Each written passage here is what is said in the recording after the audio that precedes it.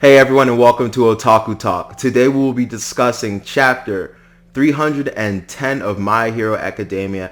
And I just have to say, despite the fact that it's moving a little bit faster than I anticipated, that I initially wanted, this series is really taking a really interesting turn and in a good direction. Um, People get annoyed when things get stagnant, and kind of predictable. And I kind of assumed My Hero would go in the standard shonen trope way of he goes through school, he goes through training arcs, blah blah blah, slow progress, new villains, blah blah blah. And the mangaka just scrapped that. He said, "Nah, we're not doing that. There's a goal here, and we're gonna get back to focusing on that goal." UA was just kind of a stopping point, but with the danger of everything that's happening right now, we don't have the luxury of Deku finishing school and like having fun with his friends and all that. And so that's really really interesting. So yeah, without further ado, let's get into it and talk about it.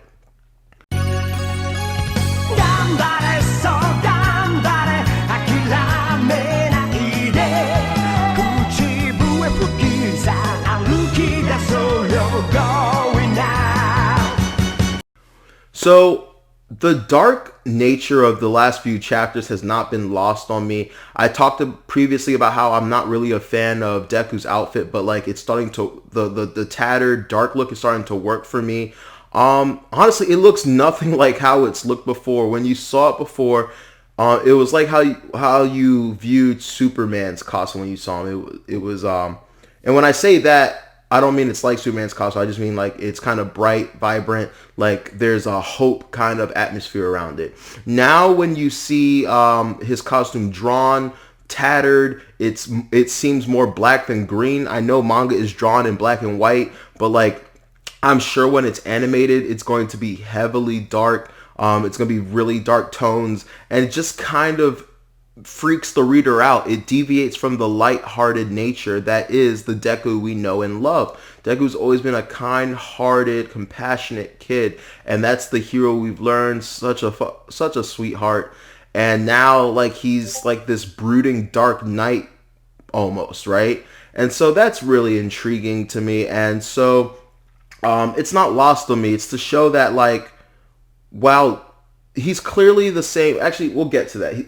He's clearly the same Deku we've always known, and there's something in this chapter that touches on that. But let me get to the beginning. So in the beginning, this one woman with a quirk. It seems like maybe she has some kind of mouse or rodent quirk that makes her appear like a mouse or a rodent, is being attacked by what appears to be vigilantes.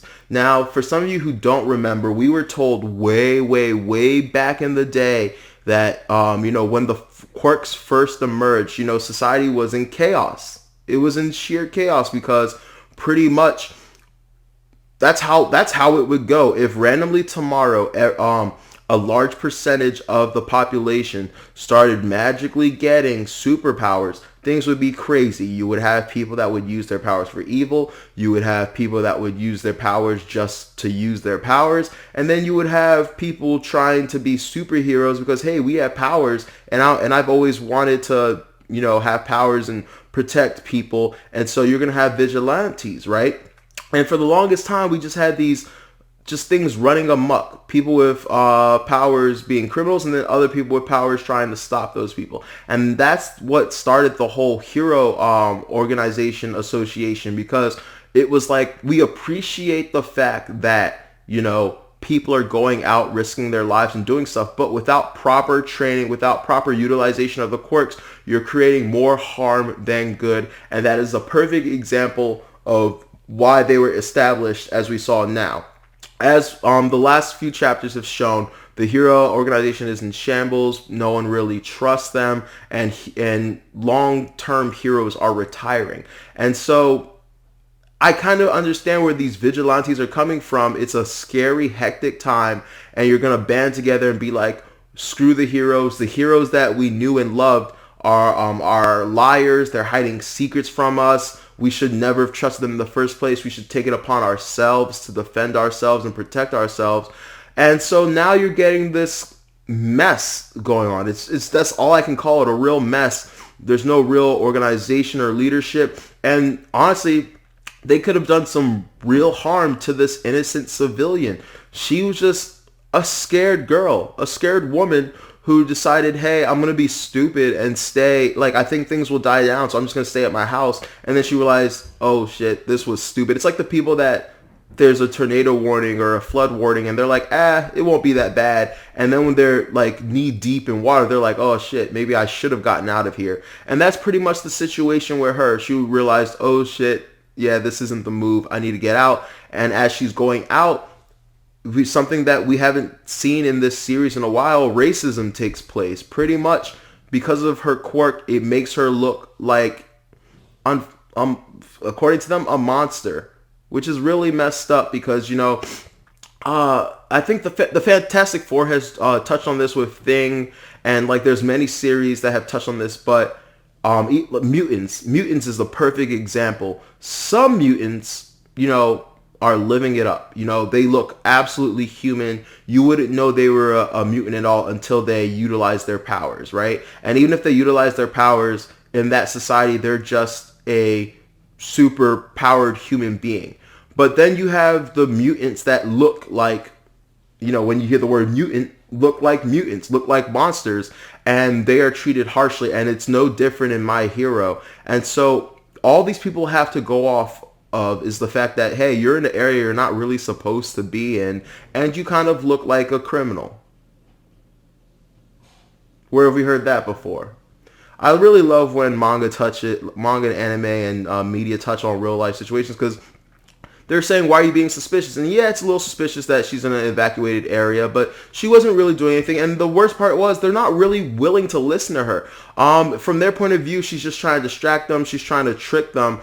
Thank God Deku was there. Deku has the proper training. Deku has the proper personality type to instantly understand. We don't know how long he was watching the situation, but he was instantly able to gather that, hey, this woman is innocent, she's not doing anything, and that you guys are about to hurt someone. And he was quickly able to de-escalate the situation. Once again, just mad respect to my boy Deku, really showing he's put in the time, put in the work, put in the effort, and he's doing the best of his ability. And in my opinion, he is doing a phenomenal job in following in All Might's footsteps. Yeah, he's not the powerhouse that All Might is, but he's doing his darndest, and he's doing it with a compassionate heart, and that's all we can really ask.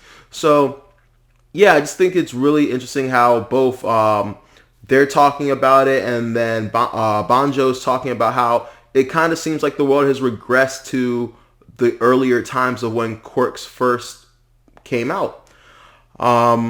We see All Might show up in the slick ride, like the All Might mobile out here. It reminds me of like the movie when he was in America and he had that one car.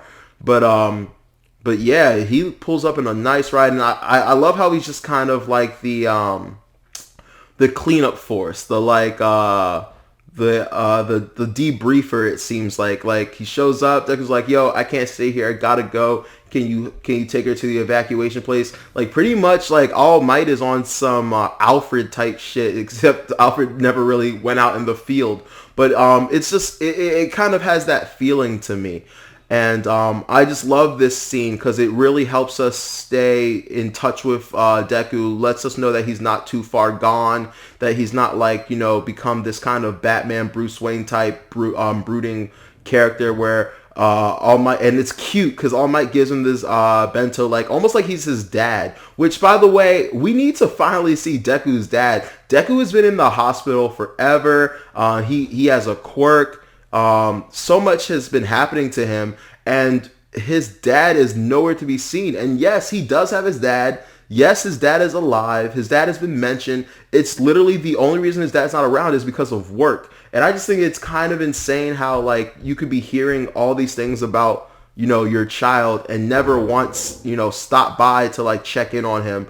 So maybe his dad is just simply a workaholic, or maybe his dad is a scumbag. I don't think his dad's a scumbag, just because based upon what we've seen from his mom and how nice and caring he is, like I just don't think he's that kind of person. I don't think his mom would marry that type of person, but you never know. Just like with Todoroki's family, like his mom's a sweetheart and Endeavor's an asshole. So you never know. But I think that I'm kind of hoping. I mean, it would be a little cliche if one of the parents was evil or was doing something, but like I really do hope that eventually we do see his dad. I believe his dad has fire powers, right? His mom is telekinesis, and his dad has fire powers or can breathe fire, something to that degree.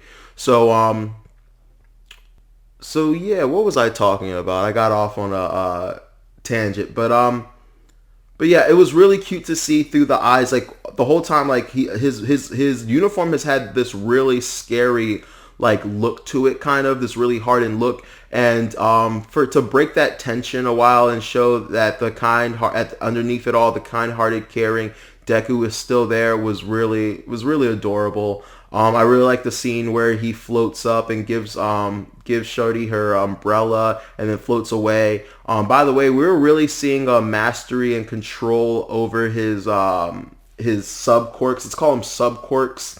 I was under the impression that float he couldn't move and float. I was under the impression that it was more along the lines of like just pure levitation with no control over where he could levitate, and he would have to use something akin to Black Whip to propel himself. But it looks like either if he moves himself in a direction and then uses float, he can continue in that direction, or he's pretty much learned how to float in different directions. I love the artistic design of how it looks when he's floating. Like, it doesn't look like he's flying. It looks like he's like pretty much like there's like one where it looks like when he's leaving her, like I gotta go. It looks like he's like doing like a basketball fadeaway where he's just floating back. So that part was really cool. As we discovered in the previous chapters, he can freely communicate with all the former holders of One for All. So that's really interesting. I really like the I'm really curious about what Banjo says in terms of he needs to specifically master N and the other dude's quirk, basically Danger Sense and Smoke Screen. I'm wondering why that's more useful than Black Whip, for example, and some other things. Maybe he just thinks that having support type quirks available, like the Danger Sense, is definitely important because it'll definitely keep Deku alive and let him utilize the best of his abilities, as well as the Smoke Screen to control and contain areas, hide. You can either use it to hide, get away, or use it to engage opponents. So I guess that's why it's important. The only thing I did not understand was he said, when you wake up, be sure to use your imaging gimmick. What? I reread that. I went to Reddit to see if anyone mentioned it. No one really talked about it, so I was really, really confused exactly what he meant by use your imaging gimmick. So, yeah. So, we finally go back to previously when before Deku left the hospital and went on like his superhero crusade, when he was talking to all the wielders of One for All, and finally we get to see and we finally get to talk to the number 2 and 3 holders of One for All. Also in this chapter, it is we finally get confirmed the name of the younger brother of Shigaraki, and that is Yoichi, if I'm pronouncing that right. And it follows the theme of the holders of One for All, where each person's name represents a number in Japanese, and Yoichi is 1. So, bada bing, bada boom, we're following that. And in case you didn't know that, yeah, that's a thing. Every single person, including, I believe, Deku, their name translates to a number, and that number conveniently translates to the order in which they got One for All. So basically, we find out that the 2 and 3 were the ones who discovered Yoichi. Let's call him Yoichi. I don't have to say the brother anymore. Discovered Yoichi, locked away, trapped away. What I don't understand is why Yoichi refers to himself as a nemesis. That they work together. Also, the fact that they work together, it's like, okay, then how did they both have the One for All quirk? Was it kind of like in the movie where Deku gives Bakugo One for All and they're able to simultaneously use it? So is it a situation where they were both simultaneously using it, and then Like the second had it, the second immediately gave it to the third. They used it together, and the third, before he died, gave it to the fourth. And the fourth, who got it as a result of these dudes dying, as a result of All for One being at his prime at the time, was like, yeah, fuck this. That dude is too powerful. I'm gonna train this power because I saw what he did to them. I see how powerful he is now. There's no way I can do anything. My best bet is leveling up this power, which to some people they might see him as being a coward or a punk. I get it. I get it personally, because what's dying pointlessly? What's the point of that? What's that going to do? So that was a really smart decision on his part.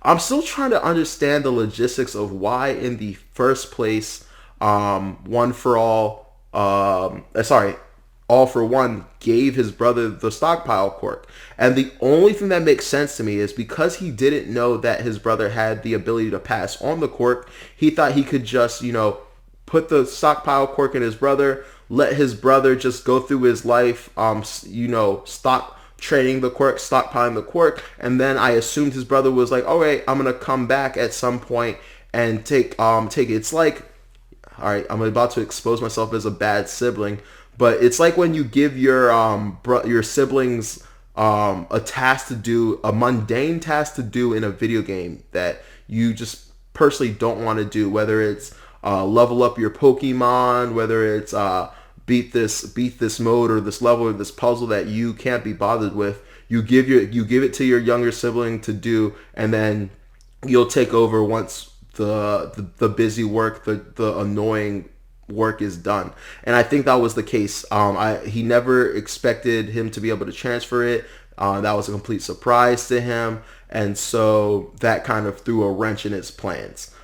Still don't understand how that made him a nemesis to the first, the second and third holders of One for All, but whatever. But that was something really, really interesting. I found. Also, they really seem shook. I still want to know why they're acting in the manner they're behaving in, why they're standing at the wall. At first I thought, okay, we're not going to find out, but now that we've gone back, I definitely do think that the mangaka will flesh this story point out. I think it really has something to do with the fact that they were in the worst generation, not to use One Piece references, of that time, because this is a time where, once again, there were no rules. A bunch of quirks exploded. There weren't really heroes. I think at the time they were probably vigilantes. If you think about it, they were probably vigilantes, not full blown heroes yet. And so yeah, they saved them, and that began the one movement of One for All, an explanation of what's going on. I'm sorry, let me go back to this. I just want to touch back on this arch nemesis point. Personally, I think that I'm looking at it from a point where these guys were heroes or vigilantes, and that's why I'm confused why Yoichi would be an arch enemy. But now I'm thinking about it, maybe the reason they're so ashamed and held back is maybe not only were they villains, but they were henchmen, underlings of Shigaraki, right? And because of that, their job was maybe possibly to injure or kill him, which is weird because, once again, Yoichi was in prison. So if it was to kill him, couldn't One for All do it? All for One do it? But maybe even being evil, he has his own standards. If any of you watch my other video, you know why I did that. He has his own standards and just maybe couldn't bring himself to killing his brother. Maybe even being evil, that's too far, right?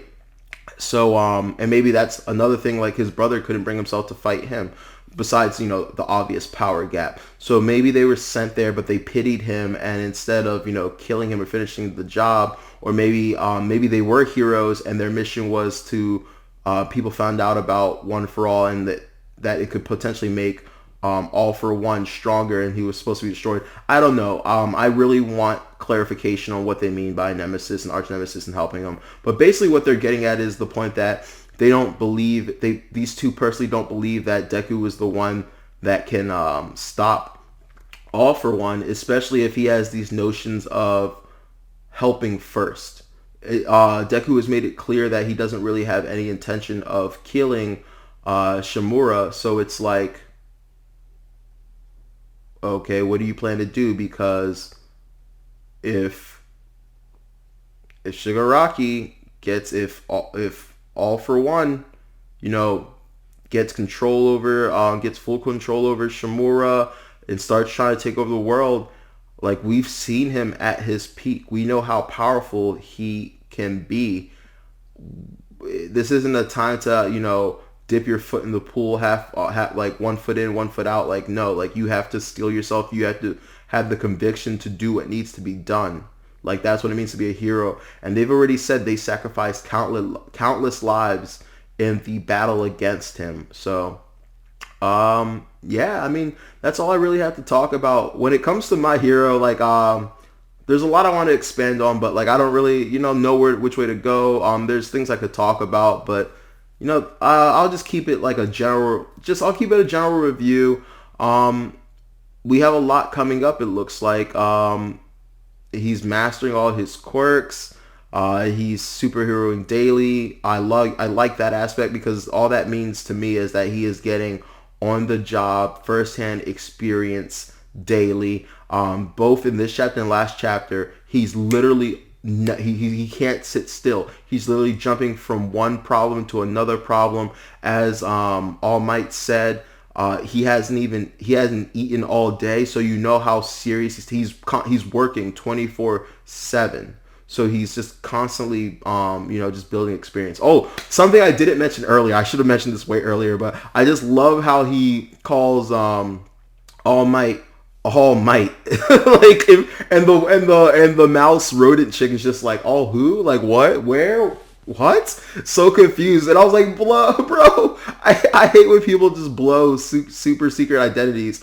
Part of me is like, well, does it matter anymore? But like, yeah, it would clearly matter. I think that's a big mistake. I kind of wish he got a little more chastised by All Might for that, because that's a dangerous secret to just be spurting out all willy-nilly.